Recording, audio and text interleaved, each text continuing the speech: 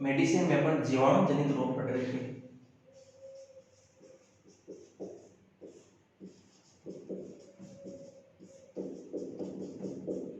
जीवाणु जनित रोग, जिसमें अपन ने एंथ्रेक्स पढ़ लिया था। एंथ्रेक्स के बाद में हेमरेजिक सेप्टिसिमिया अभी कल पढ़ा था पिछले क्लास में। आज हम देखते हैं ब्रूसेलोसिस।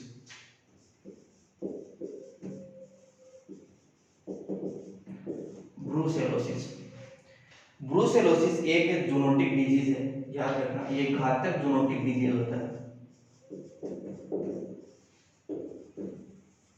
जूनोटिक डिजीज का मतलब मैं पहले बता चुका हूँ। जूनोटिक डिजीज वो डिजीज होता है जो ह्यूमन से जानवरों में जा सकता है या जानवरों से ह्यूमन में भी ये रोग जा सकता है, इसलिए इसको जूनोटिक डिजीज कहा जाता है।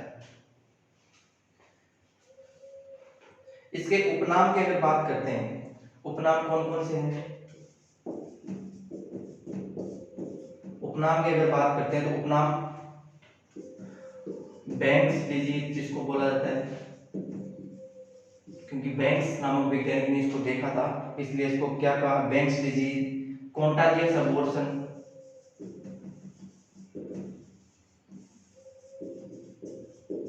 कॉन्टाजियस अबॉर्शन, इसके नाम से ही पता है कि अबॉर्शन करवाने वाला जो रोग है, जो ज्ञापित पशुओं के अंदर, प्रेग्नेंट पशुओं के अंदर क्या कराता है? अबॉर्शन करवाता है, इसलिए इसको कहा जाता है कॉन्टाजियस अबॉर्शन। बैंक्स डिजीज हो गया। मानव में भी ये रोग हो सकता है, इसलिए इसको मानव में क्या नाम दिया गया है? मानव में इसके नाम है माल्टा फीवर।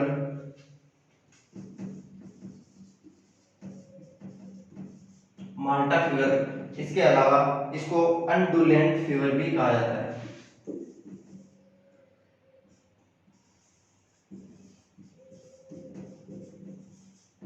इसको अंडुलेंट फीवर भी कहा जाता है। मानव में माल्टा फीवर या इसको अंडुलेंट फीवर भी कहा जाता है। मानव में इसका नाम क्या हो गया? माल्टा फीवर, अंडुलेंट फीवर। और अगर पशुओं के अंदर देखा जाए तो इसको नाम एक तो ब्रूसेलोसिस हो गया, दूसरा बैंक्स डिजीज और कॉन्टाजियस अबॉर्शन। एग्जाम में अगर क्वेश्चन पूछा जाए आपको तो कई बार जो एग्जामिनर होता है वो ये नाम भी दे देता है। अब आपको ये नाम भी याद करने जरूरी हैं, क्योंकि अगर क्वेश्चन आ गया, ब्रूसेलोसिस आपको पूरा आता है, मान लेते हैं कि ब्रूसेलोसिस में हर चीज आपको आती है, लेकिन आपको उसका उपनाम याद नहीं है। ब्रूसेलोसिस में सब कुछ आता है आपको, उसके ट्रीटमेंट, उसका डायग्नोसिस, उसकी रोकथाम, सब कुछ आता है। इसमें लक्षण सारे जितने आते हैं वो सब कुछ आपको आता है, लेकिन आप केवल इसके सिनोनिम याद नहीं करते हो, सिनोनिम याद नहीं रखते हो। अगर एग्जाम में क्वेश्चन आ जाता है ब्रूसेलोसिस न देके वो अगर वो बैंक्स डिजीज दे देता है तो फिर क्या होगा? आता आपको सब कुछ है, लेकिन आप लिख ही नहीं पाओगे, क्योंकि आप समझ ही नहीं पाओगे कि वो बैंक्स डिजीज ब्रूसेलोसिस क्यों कह रहा है, क्योंकि ब्रूसेलोसिस का दूसरा नाम बैंक्स डिजीज है। तो ये जो उपनाम है ये भी आपको याद रखने हैं। इसके साथ साथ दूसरा अपन बात करते हैं इसके ईटियोलॉजी की।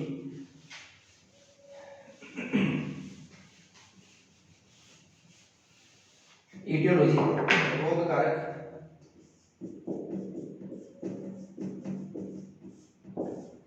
ब्रूसेला स्पीसीज इसका रोग कारक है।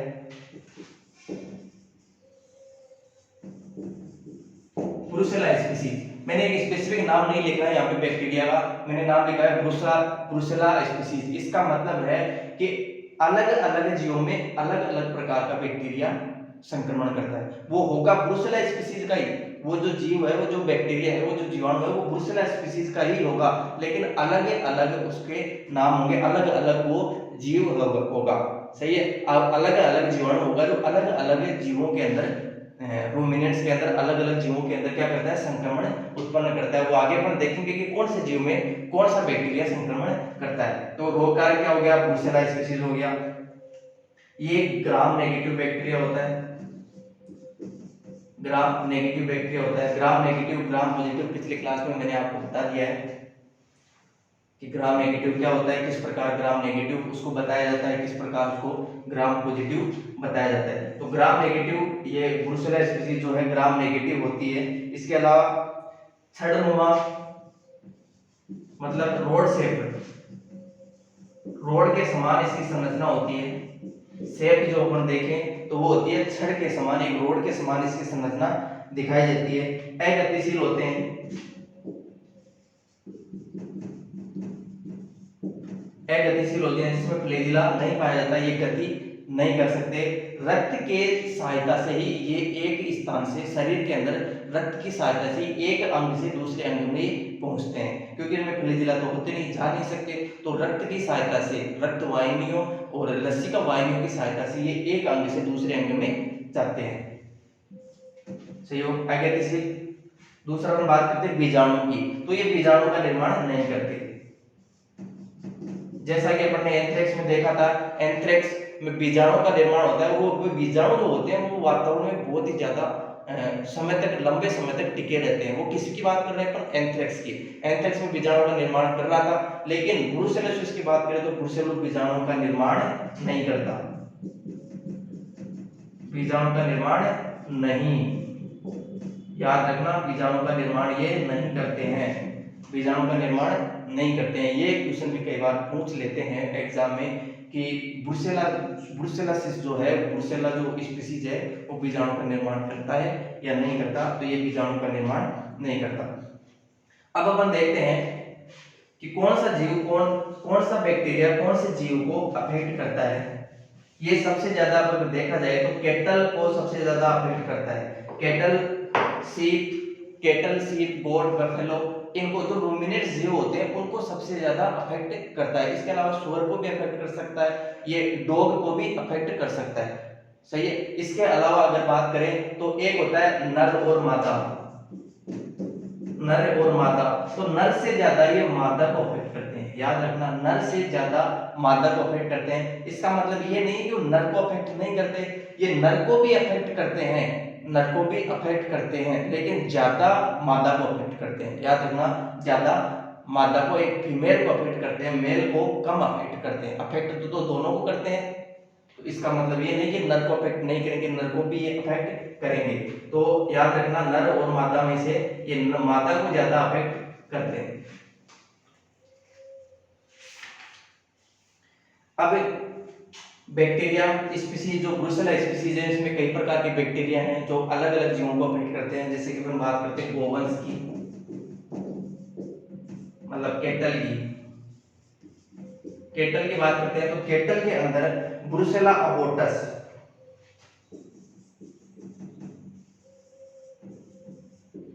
ब्रुसेला अबोर्टस, ये बैक्टीरिया, ब्रुसेला अबोर्टस बैक्टीरिया गोवंश में ब्रुसेलोसिस उत्पन्न करता है, ब्रुसेलोसिस रोग उत्पन्न करता है। दूसरा अपन बात करते हैं भेड़ में,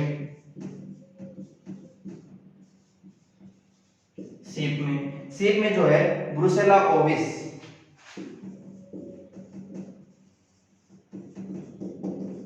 ब्रुसेला ओविस जो बैक्टीरिया है वो भेड़ को अफेक्ट करेगा। केटल को कौन सा करेगा?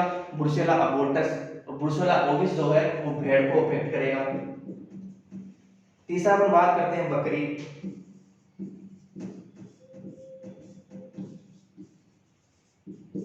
बकरी में आता है ब्रुसेला मेलिटेंसिस, ब्रुसेला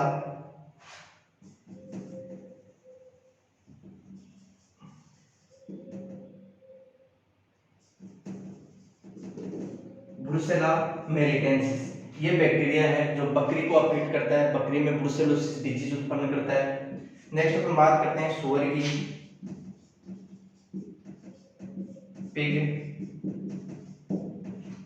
पिग में जो है बैक्टीरिया है वो होगा ब्रुसेला स्विस,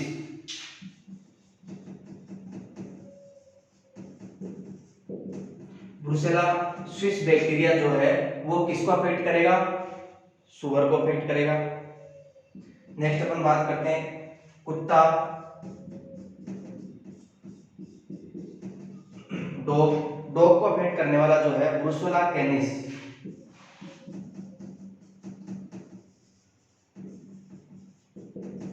ब्रुसेला कैनिस, ये बैक्टीरिया है, ये अलग अलग बैक्टीरिया अलग अलग जीवों को अफेक्ट करते हैं। ये सारे जो बैक्टीरिया हैं ये ब्रुसेला स्पीसीज के ही सदस्य हैं, ब्रुसेला स्पीसीज के ही सदस्य हैं सारे के सारे, और अलग अलग जीवों में ये रोग उत्पन्न करते हैं। जैसे कि गोवंश की बात करें, इसके अंदर आप बफेलो भी जोड़ सकते हो, बफेलो, गोवंश, इसमें केटल गाय और बफेलो, इन दोनों को कौन अफेक्ट करेगा? ब्रुसेला अबोर्टस से। भेड़ की बात करते हैं तो भेड़ को कौन सा अफेक्ट करता है, ब्रुसेला ओविस जो बैक्टीरिया है वो इसको अफेक्ट करेगा। बकरी की बात करते हैं तो बकरी में ब्रुसेला मेलिटेंसिस हो गया। सुअर की बात करते हैं तो ब्रुसेला स्विस हो गया। कुत्ते की बात करते हैं तो कुत्ते के अंदर ब्रुसेला कैनिस। ये हो गए अलग अलग स्पीसीज तो अलग अलग जीवों में अफेक्ट करती है।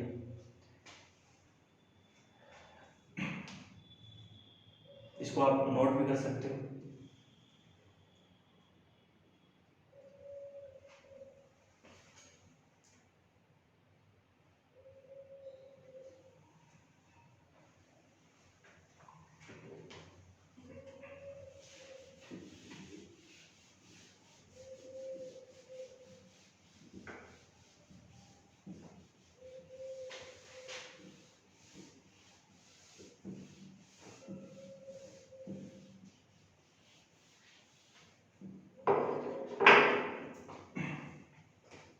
एपिडेमियोलॉजी।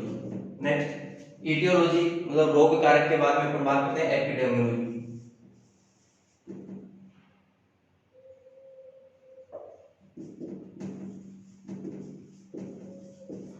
इसका फैलाव किस प्रकार होता है, फैलाव किस प्रकार होता है। इसका फैलाव जो होता है वो कई प्रकार से हो सकता है। जैसे कि अपन बात करते हैं अगर किसी मादा के अंदर ये रोग पहले से उपस्थित है तो उसके गर्भाशय से होने वाले स्त्राव, कई कारण हो सकते हैं इसके फैलाव के। गर्भाशय स्त्राव के द्वारा, गर्भाशय स्त्राव के द्वारा ये फैल सकता है। जैसे कि गर्भाशय जो अगर ब्याने वाला जो जीव होता है जिसका अबॉर्शन हो गया है, अबॉर्शन हो गया है क्योंकि ब्रुसेलोसिस क्या करवाता है, ब्रुसेलोसिस जो डिजीज है वो मादा प्रेग्नेंट पशु के अंदर, फीमेल प्रेग्नेंट पशु के अंदर क्या करवाता है, अबॉर्शन करवाता है। उसका अबॉर्शन करवाता है और अबॉर्शन के बाद जो गर्भाशय से जो स्त्राव होते हैं उनके द्वारा भी ये पशु को फैल सकता है। और फैलता कैसे है, जैसे कि मान लो ये इनहेलेशन भी फैल सकता है। इनहेलेशन का मतलब होता है कि श्वास के द्वारा भी अंदर जा सकता है। अगर ये हवा में है तो हवा से श्वास के अंदर जाके फेफड़ों में जाके भी संक्रमित कर सकता है। इसके अलावा अगर इस गर्भाशय स्त्राव को कोई पशु खा लेता है, किसी फीड के अंदर ये चला जाता है तो भी ये डायरेक्ट हो सकता है। इसके अलावा अपन बात करते हैं त्वचा के ऊपर घाव, त्वचा के ऊपर घाव के संपर्क, अगर गर्भाशय स्त्राव कोई त्वचा के ऊपर घाव है उसके संपर्क में आते हैं या म्यूकस मेम्ब्रेन के संपर्क में आते हैं तो भी ये शरीर उसको पशु को संक्रमित कर सकता है। तो गर्भाशय स्त्राव के द्वारा इसका फैलाव हो सकता है, एक जीव से दूसरे जीव में जा सकता है। इसके अलावा गर्भित मतलब प्रेग्नेंट पशु से उसके बच्चे में जा सकता है।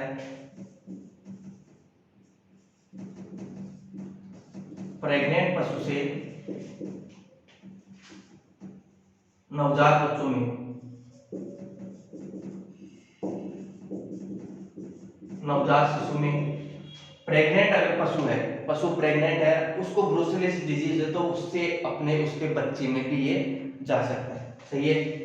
तीसरा इसका स्त्राव, इसमें जो फैला होता है वो किस प्रकार हो सकता है,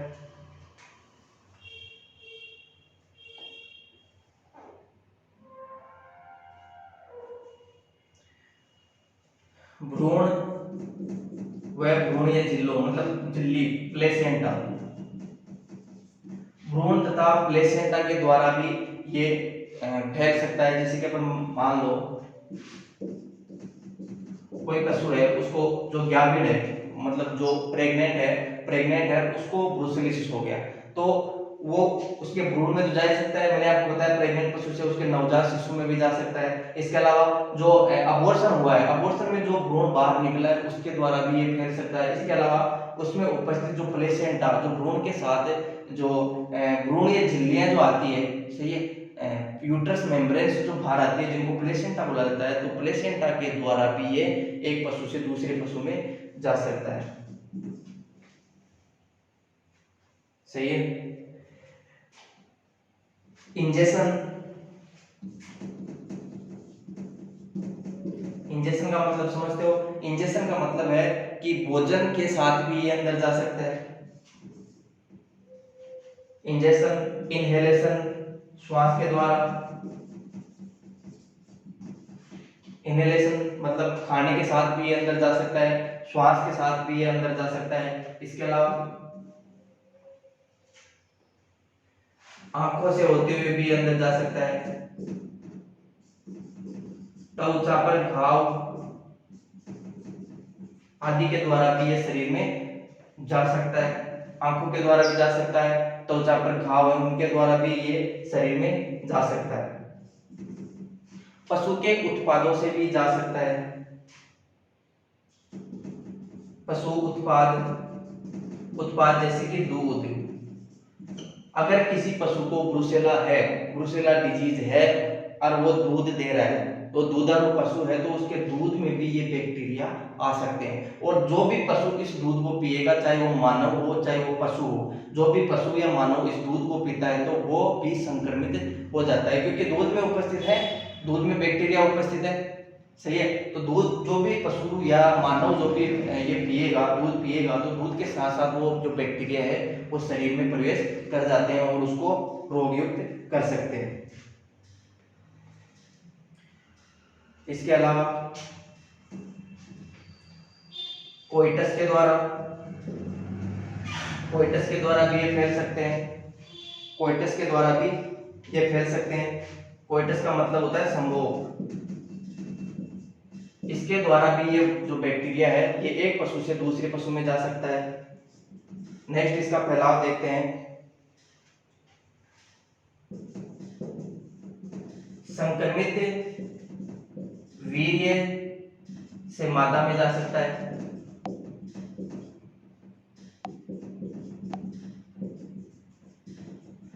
अगर कोई मेल पशु अगर संक्रमित है इससे तो उसके वीर्य के द्वारा भी, उसके सीमन के द्वारा भी वो मादा पशु में जा सकता है। 8वां इसका फैलाव है। एआई के द्वारा भी, आर्टिफिशियल इंसेमिनेशन से भी इसका फैलाव हो सकता है।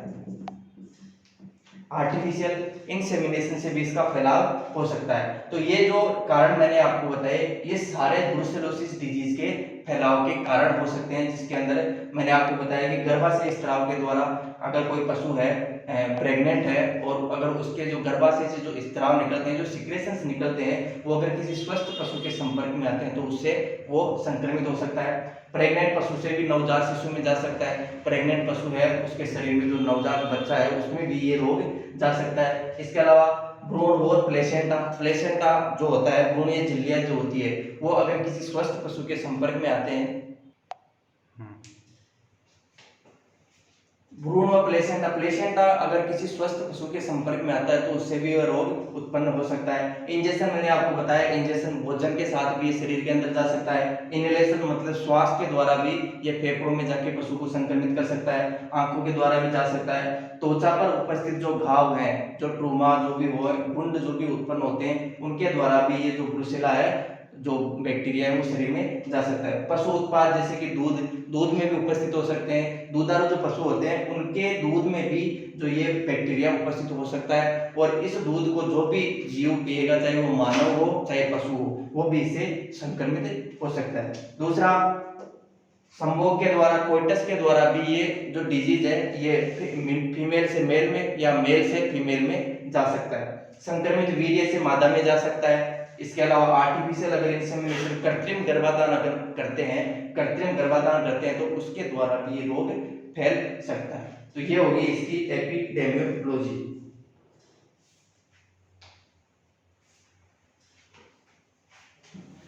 एपिडेमियोलॉजी में एक चीज आपको और याद रखनी है,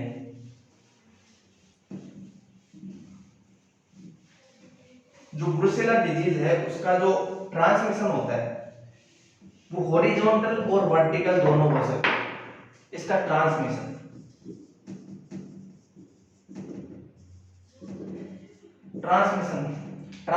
का मतलब है फैलाव। फैलाव किस प्रकार हो सकता है? एक तो हो सकता है हॉरिजॉन्टल, एक होता है वर्टिकल। हॉरिजॉन्टल और वर्टिकल ये दोनों प्रकार से हो सकता है। हॉरिजॉन्टल का मतलब क्या है? हॉरिजॉन्टल का मतलब होता है कि एक ही पीढ़ी में संक्रमण होना, एक ही पीढ़ी में संक्रमण होना। और वर्टिकल का मतलब होता है एक पीढ़ी से दूसरी पीढ़ी में संक्रमण होना, उसे क्या कहता है वर्टिकल ट्रांसमिशन। एक पीढ़ी से दूसरी पीढ़ी में संक्रमण होना क्या कहलाता है वर्टिकल ट्रांसमिशन। और एक ही पीढ़ी के अंदर उपस्थित जीवों में संक्रमण होना क्या कहलाता है हॉरिजॉन्टल। इसका एग्जांपल की बात करें तो एक नर और मादा पशु अगर कोइटस कर रहे हैं, संभोग कर रहे हैं, एक नर और मादा पशुओं में आपस में अगर कोइटस करवाया जाता है, संभोग करवाया जाता है, तो वो नर से मादा में भी जा सकते हैं और मादा से नर में भी जा सकते हैं। तो ऐसे ट्रांसमिशन को क्या बोला जाता है हॉरिजॉन्टल ट्रांसमिशन।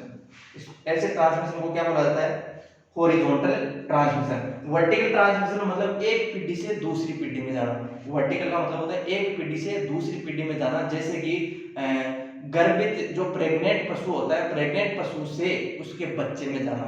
तो एक पीढ़ी से अगली पीढ़ी में हो गया, एक पीढ़ी से दूसरी पीढ़ी में, अगली पीढ़ी में संक्रमण जा रहा है, तो ऐसे संक्रमण को क्या कहा जाता है वर्टिकल ट्रांसमिशन। तो ब्रुसेला जो डिजीज है उसमें ये दोनों संक्रमण पाए जाते हैं।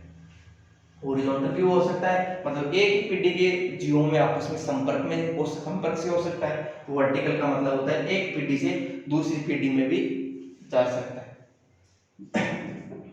तो ये होगी इसकी एपिडेमियोलॉजी, मतलब इसका फैलाव इस प्रकार होता है। दूसरा नेक्स्ट अपन चलते हैं एपिडेमियोलॉजी के बाद में रोग जनकता, पैथोजेनेसिस। ये शरीर में प्रवेश करता है तो ये क्या क्या कर सकता है।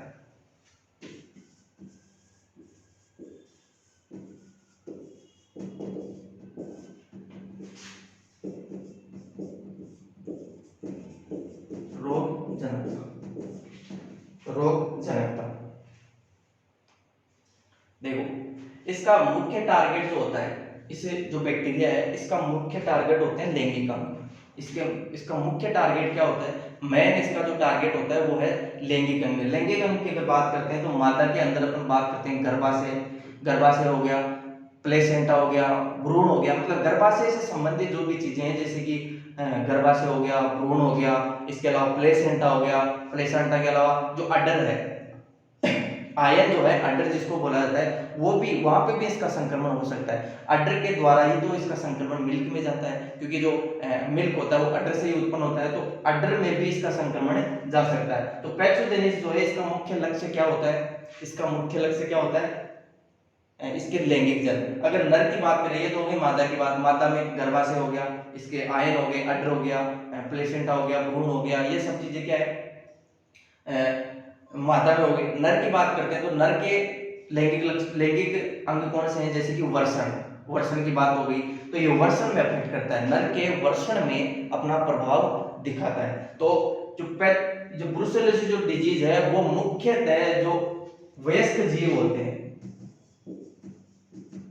मुख्यतः वयस्क जीवों में सबसे ज्यादा होता है। वयस्क जीव मतलब वयस्क मादा का मतलब होता है जो अंडा उत्पन्न कर सकती है, और वयस्क नर का मतलब होता है जो शुक्राणु उत्पन्न कर सकता है, अपने वर्षण में टेस्टिस के अंदर शुक्राणु उत्पन्न कर सकता है। ऐसे जीव क्या कहलाते हैं वयस्क जीव। तो ये जो ब्रुसेलोसिस डिजीज होता है, ब्रुसेला स्पीशीज जो अफेक्ट करती है वो मुख्य रूप से वयस्क जीवों को करती है, बच्चों को या अवयस्क जीवों को अफेक्ट नहीं करती, अवयस्क पशुओं को अफेक्ट नहीं करता। तो इसका यहाँ पे एक बात समझना, जैसे कि मान लो कोई बच्चा है अवयस्क है, अभी अवयस्क है मतलब मादा हो चाहे वो नर हो, अवयस्क है मतलब उसमें या तो शुक्राणु निर्माण नहीं हो रहा है या उसमें मादा है तो अंडाणु निर्माण नहीं हो रहा है, लेकिन फिर भी इसके अंदर क्या हो गया ये बैक्टीरिया चला गया, फिर भी इसके अंदर कोई अवयस्क जीव है बच्चा है उसके अंदर ये बैक्टीरिया चला गया, किसी भी कारणवश वो इनहेलेशन हो चाहे किसी भी कारणवश अगर वो बैक्टीरिया शरीर में चला जाता है तो वो जो बैक्टीरिया है वो इसके शरीर में पड़ा रहेगा, वो इसके शरीर में पड़ा रहेगा और इंतजार करेगा कि कब तक ये जीव वयस्क नहीं हो जाता। जब तक ये वयस्क नहीं हो जाता जीव तब तक ये इसके शरीर में पड़ा रहता है, और जैसे ये वयस्क होता है, जैसे ये वयस्क हो जाता है जैसे ये वयस्क हो जाता है तो ये अपना प्रभाव वयस्क पशु पे दिखा देता है। सही है। तो ये पैथोजेनेसिस में अपन बात करते हैं, जैसे कि मान लो अगर ये फेफड़ों में जाता है तो ये किस में जाएगा, फेफड़ों में जाने के बाद लसिका ग्रंथिकाओं में जाएगा, लसिका ग्रंथिकाओं में, अगर आंत में जाता है तो आंत से होते हुए पहले लसिका ग्रंथिकाओं में जाता है। तो सबसे पहले ये अफेक्ट करता है किसको, लसिका ग्रंथिकाओं।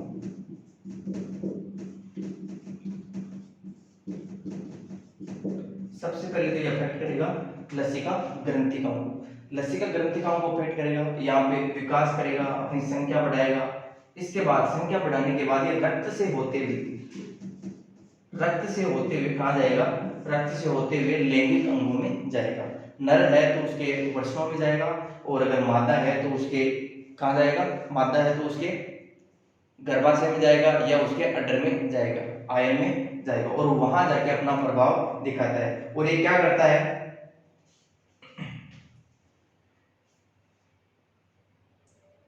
ये क्या करता है, जो गर्भाशय की जो कोशिकाएं होती है, गर्भाशय की कोशिकाएं होती है, जैसे कि मान लो प्रेग्नेंट पशु है तो उसके अंदर बच्चा है, और बच्चे का संपर्क मादा से कैसा होता है, प्लेसेंटा के द्वारा। सही है, बच्चे से मादा का संपर्क कैसे होता है, प्लेसेंटा के द्वारा। तो ये जो वायरस है ये प्लेसेंटा को अफेक्ट करता है, प्लेसेंटा की कोशिकाओं को धीरे धीरे नष्ट करने लग जाता है, प्लेसेंटा की कोशिकाओं को धीरे धीरे नष्ट करने लग जाता है। और जब थर्ड ट्राइमेस्टर आता है,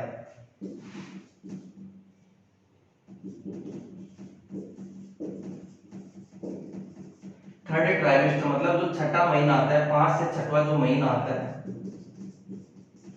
5 से 6 जो महीना आता है उसमें ये अबॉर्शन कर देता है। इसमें क्या कर देता है, गर्भपात कर देता है। जैसे कि ये प्लेसेंटा को फिट कर रहा है, प्लेसेंटा को फिट करेगा, प्लेसेंटा की कोशिकाओं को धीरे धीरे नष्ट करेगा, प्लेसेंटा की कोशिका को नष्ट करेगा, तो जाहिर सी बात है जो बच्चा है अंदर वो अबॉर्ट होगा, उसका अबॉर्शन होगा। तो अबॉर्शन होता है वो थर्ड ट्राइमेस्टर में होता है। ये भी आपको याद रखना है कि ब्रूसेला में जो होता है, ब्रूसेला में अबॉर्शन होता है वो कौन से ट्राइमेस्टर में होता है। तो थर्ड, या तो ऑप्शन आ सकता है इसमें थर्ड ट्राइमेस्टर या छठवां, सातवां, आठवां, नौवां महीना, वो हो सकते हैं। छठवां, सातवां, आठवां, नौवां महीना, उस महीने उन महीनों के अंदर भी ये क्या कर सकता है, अबॉर्शन कर सकता है।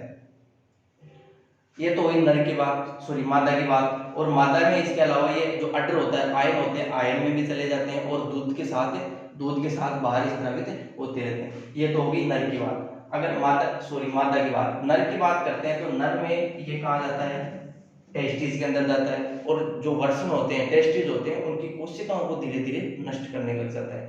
और जैसे ही ये धीरे धीरे कोशिकाओं को नष्ट करता है तो जो पशु होता है उसको बंदे बना देता है, पशु होता है उसको बंदे बना देता है, स्टेराइल बना देता है। मतलब उसमें शुक्राणु की जो निर्माण करने वाली जो कोशिकाएं होती है उनको नष्ट करता है और पशु को बंदे बना देता है। सही है, तो वो आगे शुक्राणु निर्माण नहीं कर सकता। ये हो गया, ये इसकी पैथोजेनेसिस।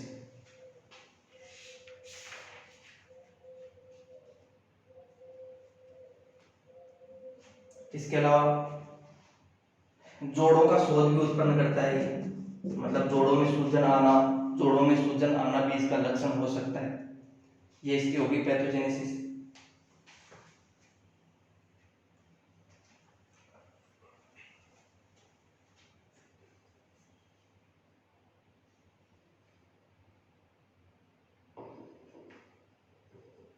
पैथोजेनेसिस में आपको याद क्या रखना है, सबसे पहले तो ये जो वायरस बैक्टीरिया है ये सबसे पहले कहाँ जाता है, लसिका ग्रंथिकाओं में जाता है। लसिका ग्रंथिकाओं में जाके वहाँ पे लसिका ग्रंथिकाओं में विकसित होता है, अपनी संख्या बढ़ाता है, और संख्या बढ़ाने के बाद उसके बाद में इसका टारगेट ऑर्गन जो होता है वो क्या होता है, बैक्टीरिया का जो ब्रुसेला स्पीसीज के जो बैक्टीरिया है उनका टारगेट अंग क्या होता है, उसके लैंगिक अंग मैंने आपको बताया, यूट्रस हो गया, प्लेसेंटा हो गया।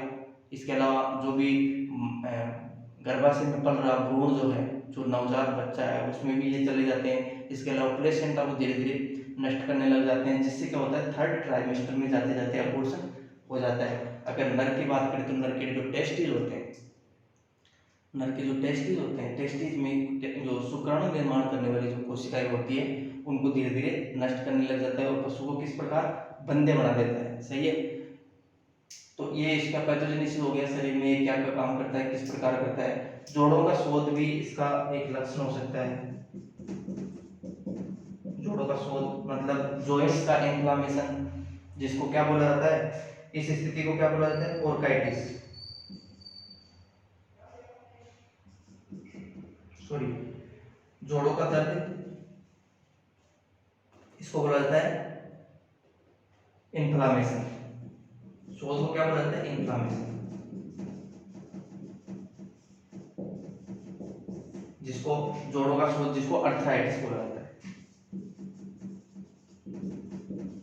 जोड़ों का शोध, इसमें अर्थराइटिस जिसको बोला जाता है। इसके अलावा जो टेस्टिस होता है, जो वर्षण जो होते हैं, वर्षण में भी ये शोध उत्पन्न कर सकता है, जिसको ओरकाइटिस बोला जाता है।